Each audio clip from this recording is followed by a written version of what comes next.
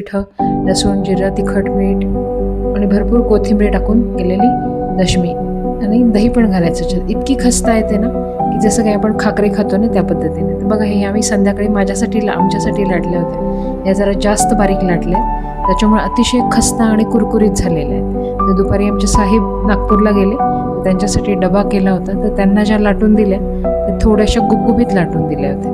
बघा हे सगळी पिठं गव्हाचं, ज्वारीचं, बाजरीचं, भाजणीचं आणि डाळीचं, आणि त्याच्यामध्ये दही, तिखट, मीठ, ओवा, तीळ आणि हळद, हिंग हे सगळं छान असं मिक्स करायचं आणि लसूण, जिरा आणि लाल तिखटाचं वाटण करायचं मिक्सरमध्ये घालून. त्याच्यामध्ये थोडंसं पळीभर तेल टाकायचं.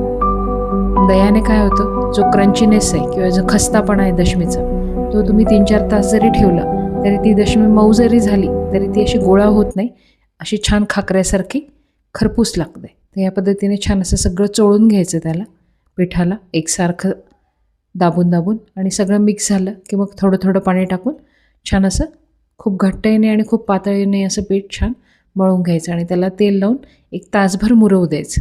तुम्ही याच्या पुऱ्याही करू शकतात, याचे खाकरेही करू शकतात किंवा याचे शंकरपाळ्यासारखे पण करू शकतात, पण मी आज याच्या दशम्या केल्या आहे.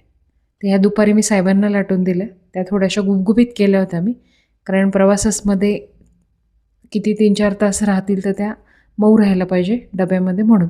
पण त्या गुबगुबीत जरी केल्या तरीसुद्धा त्या छान अशा शेकल्या की त्या अशा कचोरीसारख्या खस्ता होतात आणि त्याचे सगळे असे पूड वेगळे होतात. बघा या पद्धतीने दोघी बाजूने 1-1 चमचा तेल लावायचं छान आणि एकसारखं शेकायचं. या दशमीमध्ये शेकणे ही प्रोसेस खूप महत्त्वाची असते. अगदी काठ आणि कलर बदलेस तोपर्यंत छान असा, की जेणेकरून ती खाताना अशी पीठ लागणार नाही. त्या पद्धतीने छान अशा, आणि लाटायला पण म्हणजे अगदी मऊ असतं त्याच्यामुळे छान लाटले जातात एकसारखे. आणि लोखंडी तव्यावर शक्यतो, किंवा तुमच्याकडे जर बिडाचा तवा असेल तर त्याच्यावर करा. त्यावर केलेल्या दशम्या अगदी जशाच्या तशा छान राहतात आणि शेकल्या पण जातात खूप छान अशा.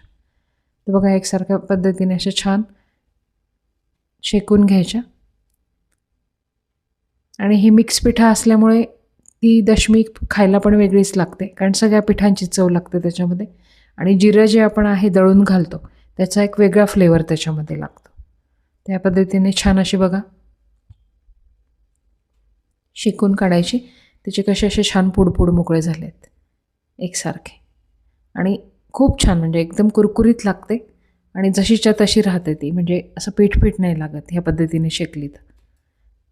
छान अशी शेकून